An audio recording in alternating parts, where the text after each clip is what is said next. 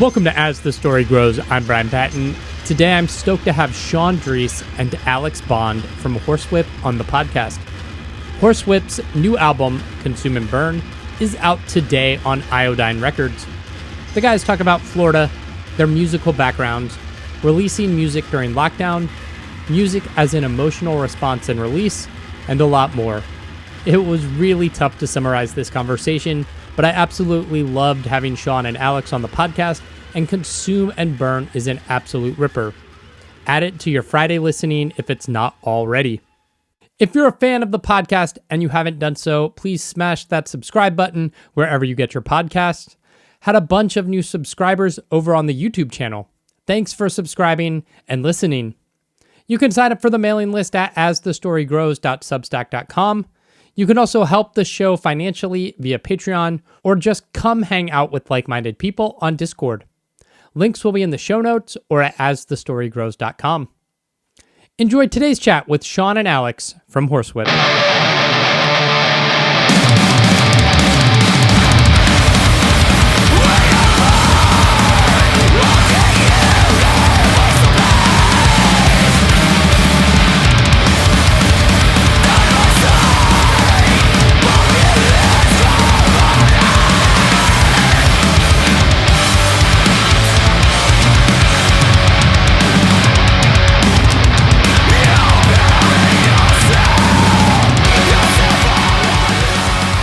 When Casey announced he signed you guys, I sent a message. I was like, holy shit, the single's phenomenal.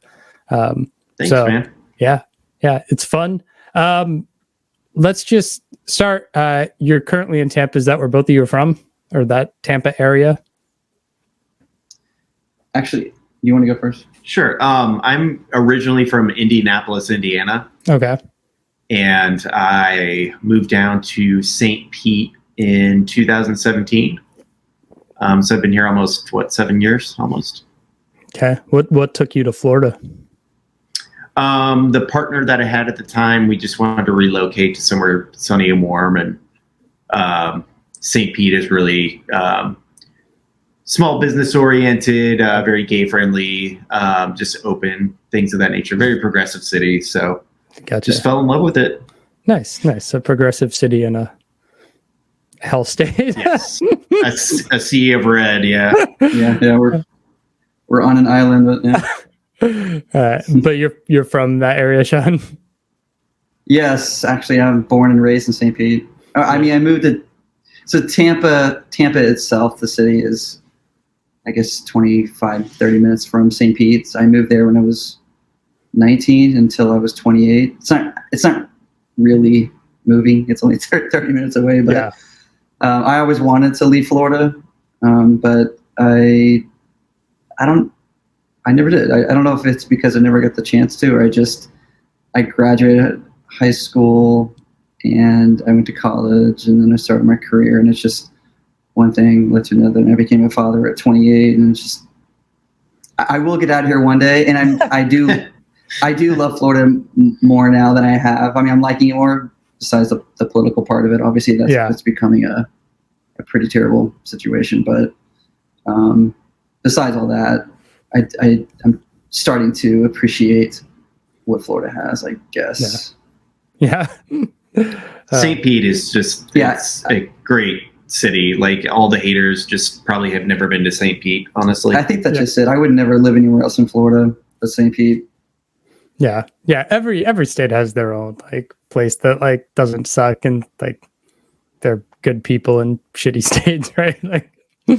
Right. Yeah. It was the only blue city when I first moved down here. It was the only blue city during the Trump election. Oh man. Oh yeah.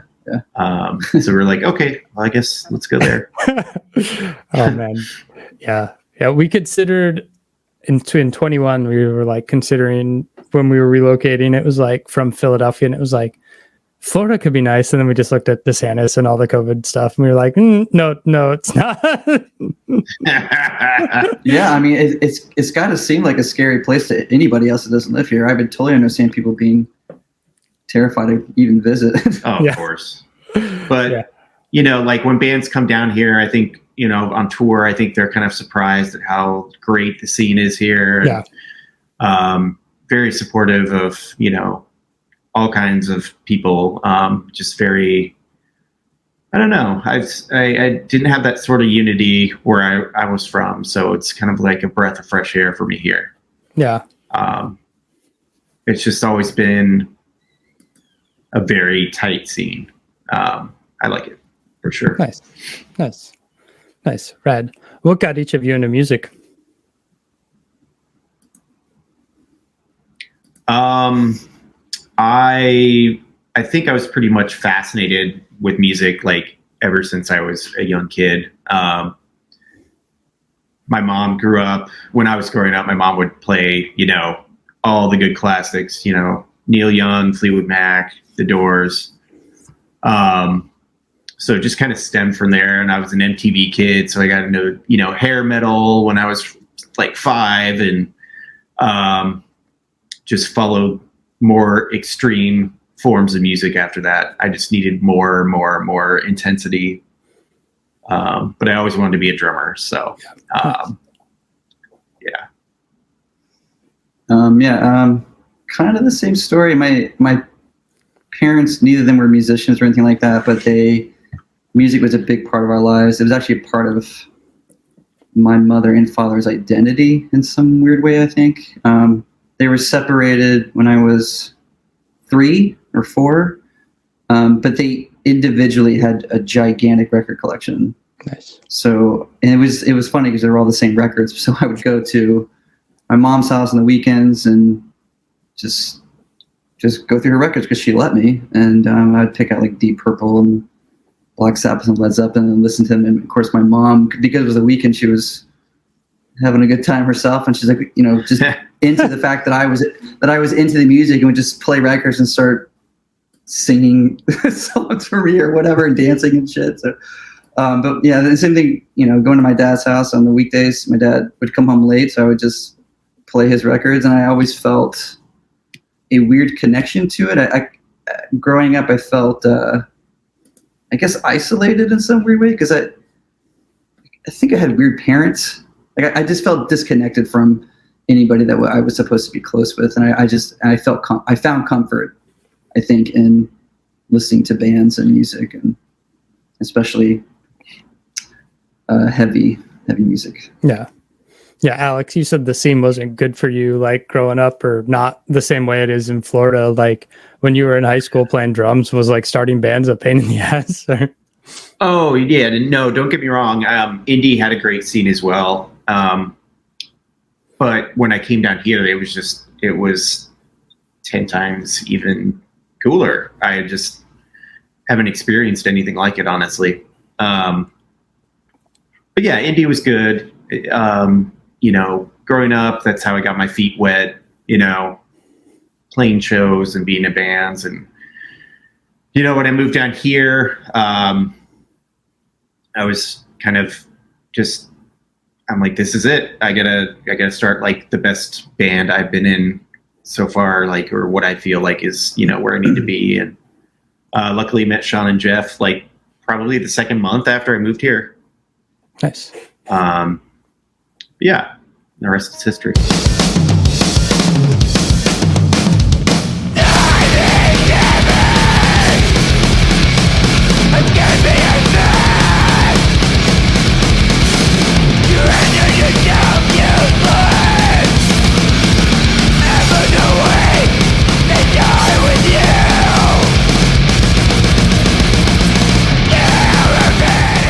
Let's talk about Horsewhip. How'd the band get started?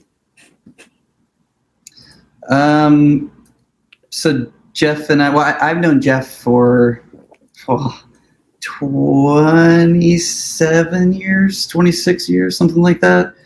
I met Jeff when he was 15. I think I was 17, 18. And he was in Universal Man at the time. He had just joined Universal Man. I was in another hardcore band. And back then, I think that Tampa was kind of a mecca for like DIY punk hardcore. I mean, it was a pretty important place to be at the time. I think I feel pretty fortunate with that, but we remained friends throughout all those years, and always talked about starting a heavy band. We've been in other bands together, but never a heavy band. Okay. And we tried something right before we met Alex, and it didn't really work out. And we kind of just were like, nah, I guess that was something.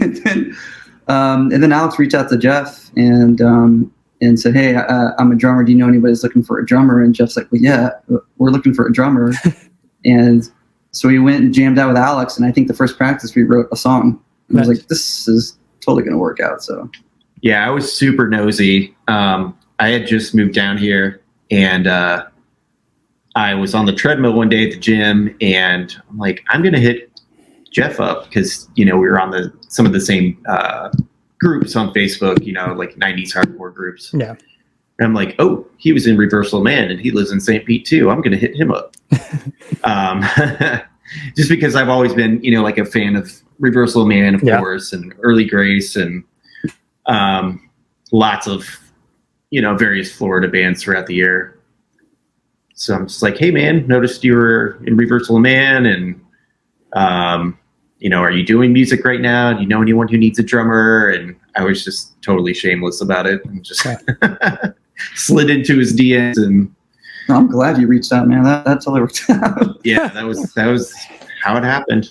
And we just all met for beers one night, and That's awesome. It's awesome. What you said you wanted to make heavy music, but were there things you were inspired by or trying to create when you started?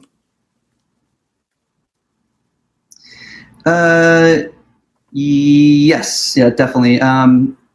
What Jeff and I always talked about, there are specific bands I think from back in the day that we always just gravitated towards.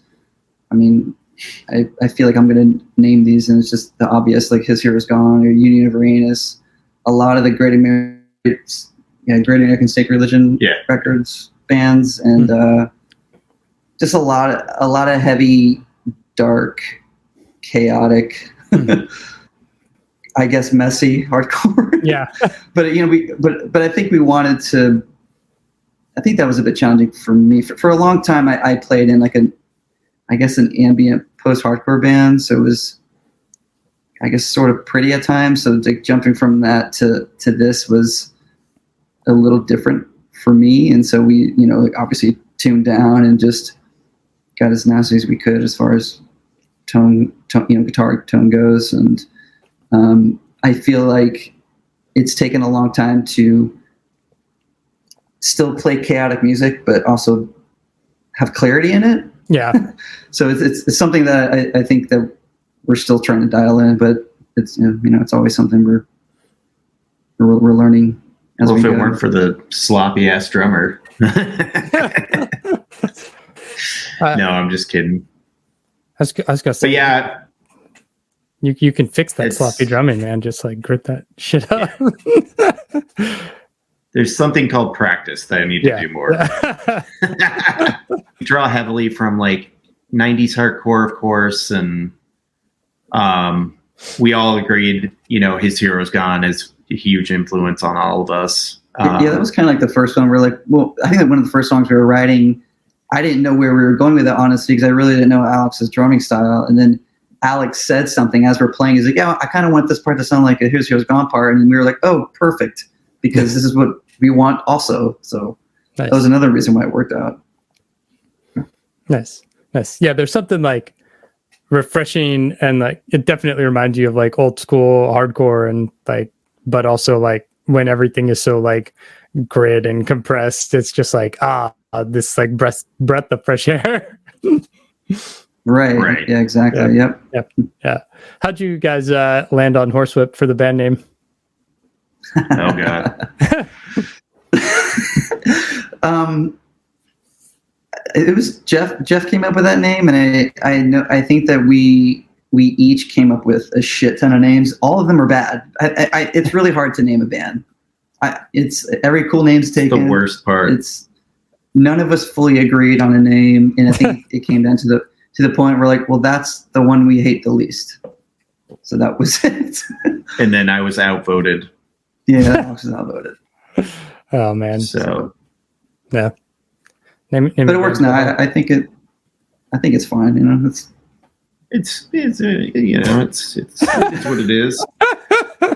Really sell it, Alex. No, it's a total democracy, this band. So I learned, it grew on me for sure. Yeah, I mean, I think it works now. I never hated it. It was just I always thought we could be a bit more creative, but then it just kind of kept going back to that. I'm like, I think this is a good name. I think it works.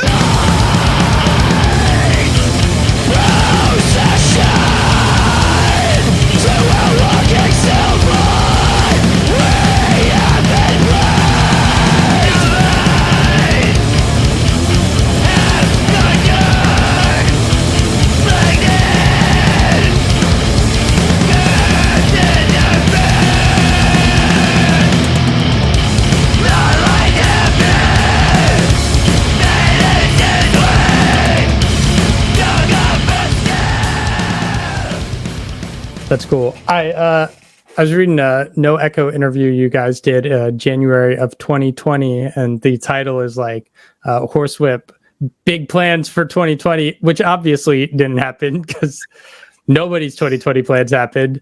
You guys released Laid to Waste September that year. How did the pandemic affect the band? Big time. Wow. Of course it affected every band in big ways.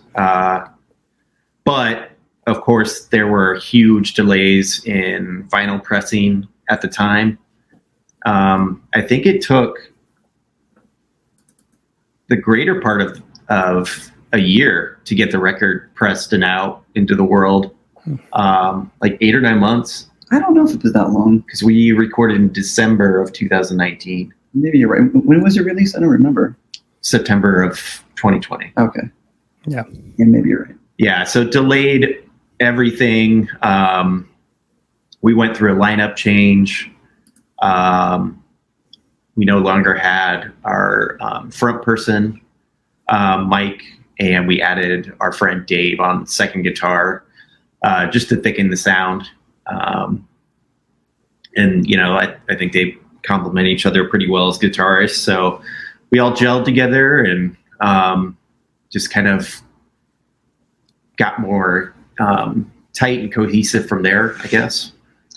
Yeah, I obviously we wanted to do a lot more with that record, tour or play more shows. I think that when people started playing shows again, I think we started playing those songs, and I feel like still today, we've only played a handful of shows with those songs. We never really got a chance to push that, ourselves. But the pandemic, I guess, gave us an opportunity to rethink the band. I guess what we want to do as far as writing songs go. And if we weren't going to have a front guy, we definitely needed another guitar player, because singing and playing guitar like this is exhausting. And if I fuck up, no one's going to hear it because the other guy's playing it right, they'll hear it, but they won't be as bad, I guess. So that's kind of what I was thinking, really. A little cover up never hurts. Right. Yeah. Shaun, what led to the decision for you to step into the vocalist role? I think it was just, we were writing songs during the pandemic. It was just us three. We didn't see anybody. We only saw each other. And yeah, we were in our bubble. Yeah, in our bubble. And we kept writing, and then I just wrote lyrics and started just singing them. And it just made us realize that even as a three-piece, that's what Horsewhip felt like. Mm-hmm. Not necessarily a three-piece, but just us three at that time. And I guess we kept forgetting that we had a lead singer.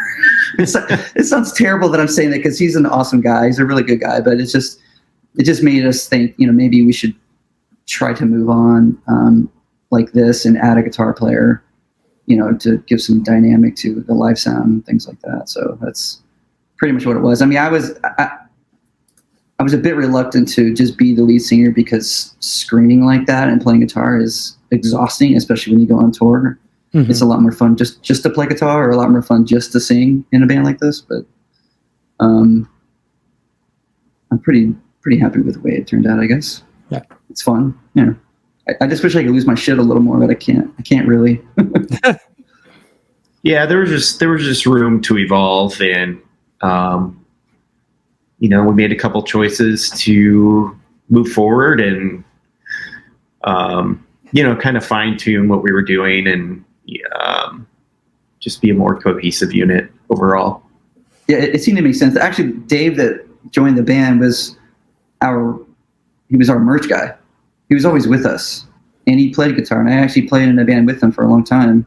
And he's a great guitar player. And it just kind of seemed like he had equipment. I'm like, do you want to play guitar? I mean, he was there all the time already anyway. It just kind of made sense. So, and we've been talking about adding him for a long time, and we finally decided to do it. I think we were a little nervous to break up what we had. I think we were nervous that we were going to fuck things up a little bit, but yeah, because we get along like pretty well as a unit, I would like to think, and we were just afraid to bring someone else in to may cause some unnecessary chaos or drama. But Dave is old friends with Shaun and Jeff for many years, so it just felt like the right fit for us. Yeah. It's worked out. He's a good dude. Yeah. Adding someone into your dynamic is always like the strange. yeah, for sure. I mean, that's just it. We still have a good dynamic, but we were nervous of screwing that up in some way. Yeah. How'd you guys get connected with Casey and Iodine Records? I had approached Casey. I was a fan of his label back in late 90s, early 2000s, a few of his bands. And I was like, I was always aware of his label back in the day. And then when he revamped and came back with Iodine, I just really loved the way he was so passionate about what he was doing, about his bands. He's just a workhorse. Mm-hmm. He promotes really well. You can tell there's passion behind what he's doing. And I really like that. And it's not in a corporate or process kind of way. Like, he does it for the love of music. Yeah. And so basically I just kind of hit him up one day. I'm like, hey, I love your label from back in the day. It's good to see you back doing things again. I have a lot of respect for you. And, the conversation kind of progressed to where I was like, hey, I'm in a band. We got a couple new songs if you'd like to check them out. And of course, I didn't expect that he would even listen to them, let alone come back that same night, I think, and just say, we have to work together.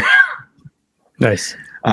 So it just kind of came together pretty naturally, which is great. Just from me being a fan of the label previously, there's definitely like a good connection there. And we all work together well as a team, like the band and Casey, and he's a great guy. Really putting so much effort into what we're doing. I'm just blown away. It's very nice. Yeah. I told him when he was on, like, he's doing like this really cool thing that blends the old scene with like what's happening now, and it's a nice dynamic. Yeah, and there's the great thing about his label too. I kind of compare his label roster to like an old Tampa show. Like, Tampa was notorious for throwing shows where like every band was completely different. You had like an emo band, you'd have a crazy grind band, and then you'd have an indie rock band, all in the same show. So yeah, there's definitely a lot of good, there's variety, there's diversity, which is, pretty great in my book. Yeah. He seems super excited about doing this again. And it's kind of motivating, really. I mean, he's always like, hey guys, we're gonna do a video. I'm like, okay, let's do a music video, which we just had a music video released today, which is cool.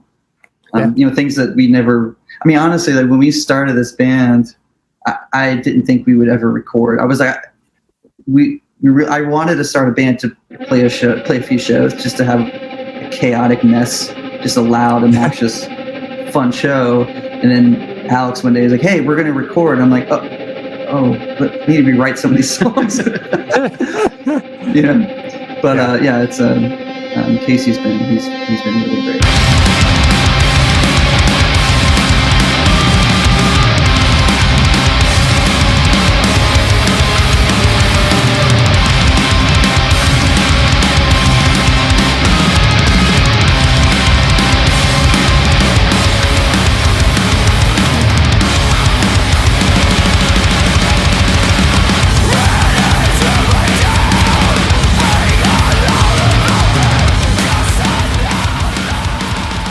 Earlier this year, you guys released a split with Yashira. How'd that come together?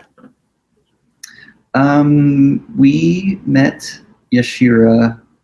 I think we played a show with them, and I don't remember the exact date. I feel like it was 2019 or 18 at some point. We played with... Did we meet them at the Unsane show? Unsane show, yeah. So I think we were kind of talking to them a little bit, maybe through social media, just saying, hey, I like your songs or whatever. But we played with them with Unsane, and I guess there's some people that you meet, it could be the first 10 or 15 minutes and you're like, no, we get each other. We're gonna hang out, we're gonna be buds. We connected right away. I mean, they're like-minded people and they're super fucking cool. And we played a few shows with them. And actually, they played our very first release show.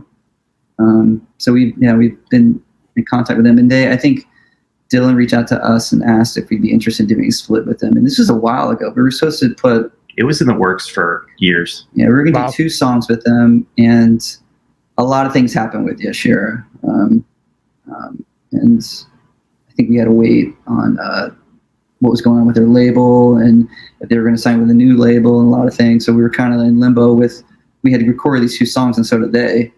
And we were just waiting to see what was going to happen with it, and finally they were like, okay, let's do a song each, and that was pretty much it. And Zagima Beach Records offered to put it out, and that was it.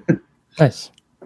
Yeah, it was really neat because we'd all been friends for a while up to that point when we finally decided, okay, we need to do the split. We've been talking about it forever now, and unfortunately, their song on their side ended up being their swan song. Yeah. Well, I don't know. Possibly. Yeah. But for now, I guess they're in hiatus status. But it was just really special to me to share a record with them on one of their possibly last songs that they would ever record. So plus, they're such a fucking amazing band. They're a powerhouse. Yeah. They're so good. What amazing people, amazing musicians. They just destroy live. Yeah. So I really hope they do come back because they're just a great band. Yep. I mean, they're in I swear to God, 10 other bands right now, but they're all good. Not 10 really. I think they're in 3 or 4 other. Yeah, 3 other bands. Yeah. And they're all really good too. But I don't think they could do any wrong, whatever they do. They're basically the Kings of Jacksonville.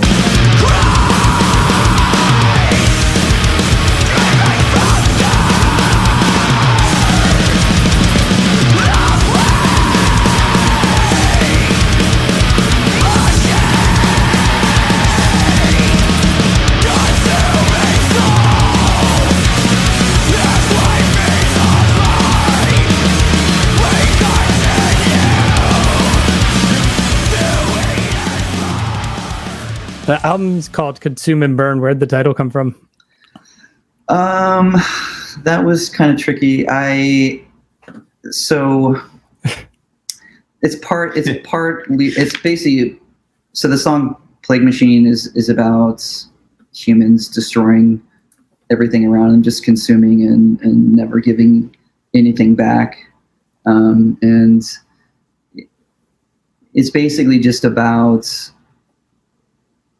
I was trying to combine a few different songs with the title, but I think I for some reason just concentrated on the lyrics of that song. Okay. When I was trying to come up with the name, and so some of those words are from just lyrics of that song, and I just put together. I think that's what it is. But it is what it is. It's just consume and just destroy. It's never consume and give back. It's never anything pretty because humans are, well, they're gross and they just destroy. Yeah. Is that like a lyrical theme that runs through the record, just like pulling inspiration from all the shit happening around us? I mean, yeah, roughly. I mean, a lot of it has to do with, I guess, depression. Okay. And then some of it is political, even though I don't try not to write about politics, but I don't think, if I'm being honest, I don't think I'm wise enough to write about politics. I'm just being real. I mean, like, I pay attention to it, and I think a lot of things fucked up, and I have a lot to say about it, I think, but I don't think I could give a good argument sometimes. But right. But there's some things that I really care about, and I have to write about it. So I did write about politics. So there's one song basically about, which now I'm remembering is funny. So there's a song called "Dissolve" that is about Ron DeSantis basically winning the election and what the world would look like afterwards. And basically, I just painted a picture of books burning and people dancing around the books, and a bunch of fucking idiots, because this is what our country's turned into, you know. Trying to, take human rights back to the fucking Stone Age. Yeah. Right. Well, yeah, exactly. And so and that's another song I was thinking about when I was thinking of the title. So "Consume and Burn." It's just, we offer nothing great. Which I know it sounds like a doom and gloom thing. Yeah. but I mean, it's just where my thought process was when I was writing these lyrics. And, when we had to name the record, I wasn't going to name anything that had nothing to do with this song. So that's what I came up with. Nice. Definitely like a big reflection on how the world has drastically changed in the last, few years. Oh, for sure. And actually, it's weird because when we started this band, it was like right when I think Trump won the presidency, and I think everybody was pissed. We were pissed, and I mean, it's just,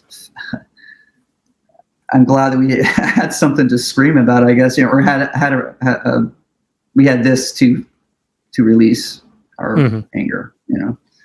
Yeah, and then DeSantis comes along, and he's trying to push his conservative Christian agenda on everyone, and trying to launch the "Don't Say Gay" bill, and and I think we can't believe.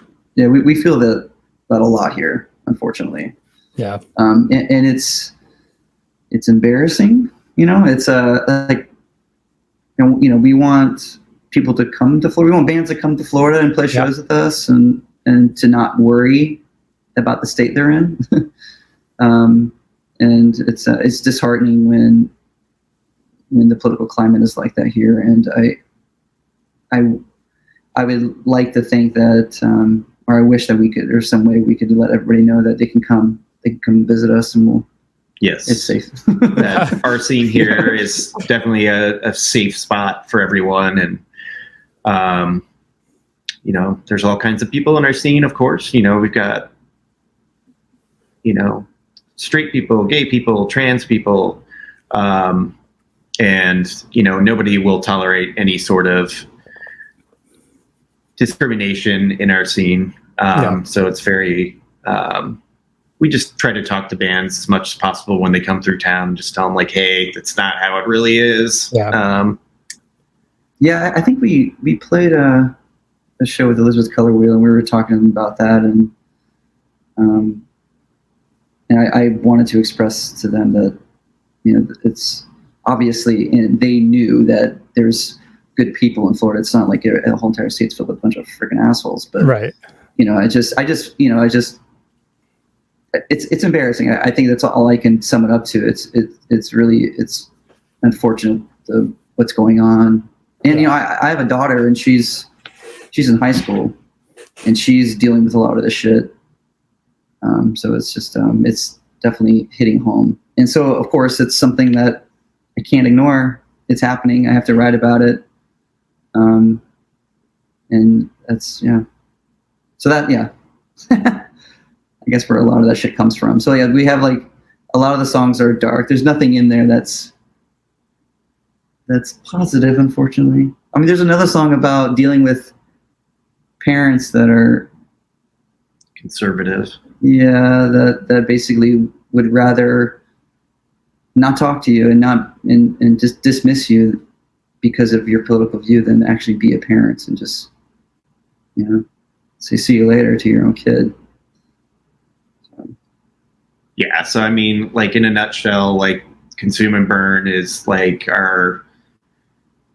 it's our release. It's the, catharsis from all the crazy shit that's been happening in the world, and especially in this country in the past few years. And it's just us screaming in your faces.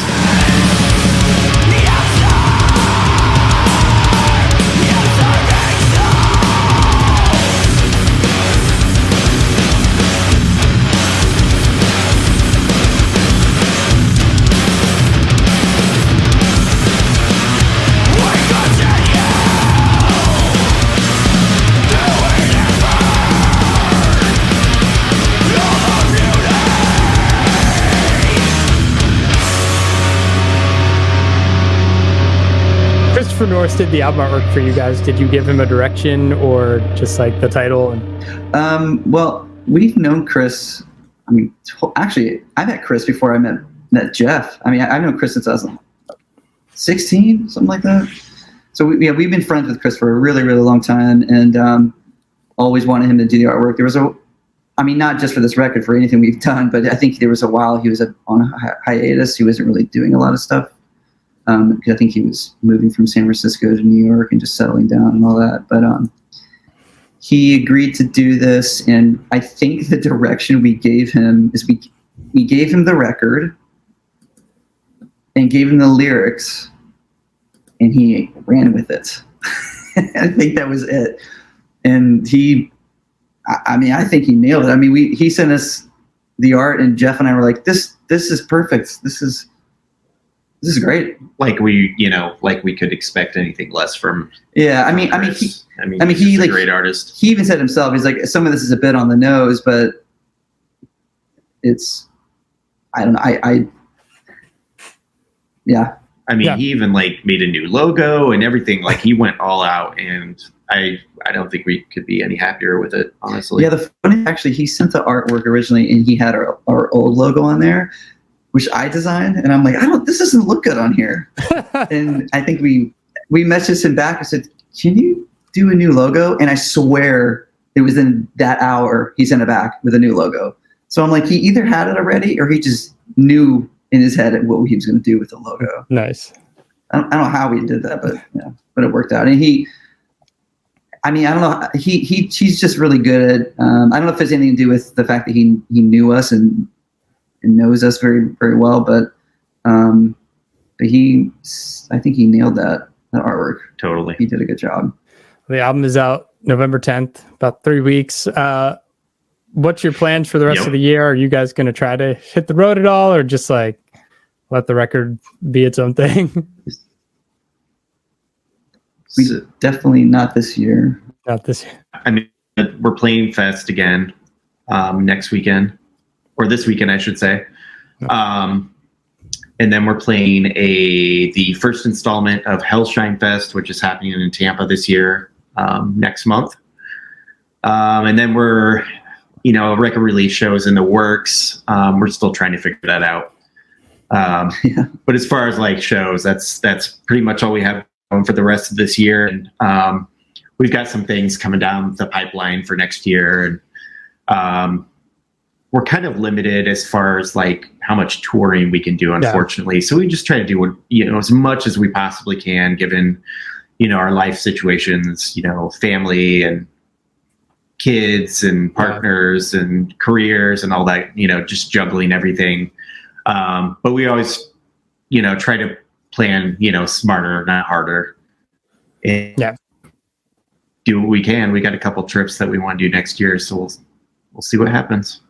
Yeah, we're definitely planning on doing a lot more shit next year. It's just obviously that now it's towards the end of the year, and Jeff's going to Europe for a week and a half in November, and then December I think is kind of fucked, honestly, and it's obviously too late to be booking any tours. But we do want to go to Texas really bad, and probably East Coast. I don't know why.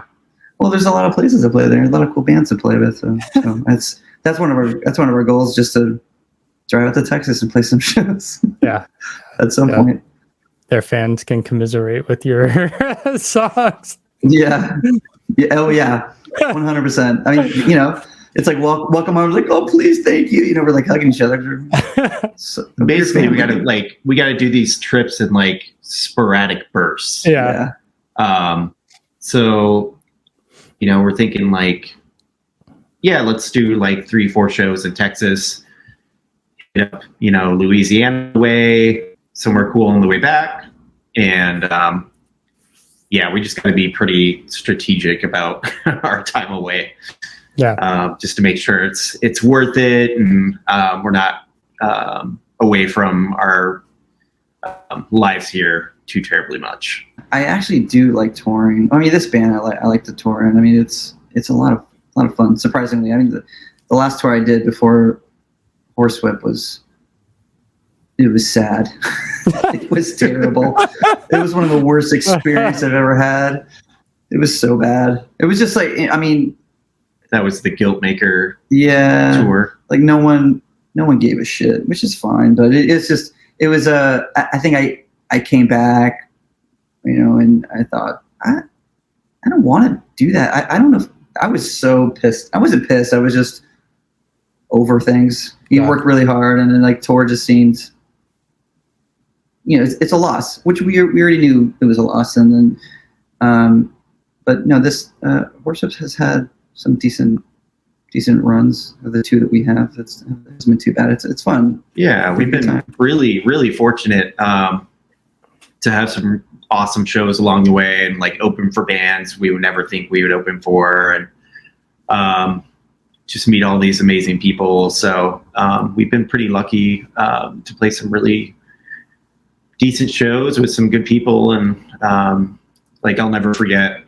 playing with Page 99 in Baltimore at the Metro. That was awesome. Yeah. That will always be. That was such a fun show. On the bucket list. But yeah, so we gotta plan smart is all, because we're so busy with our lives here.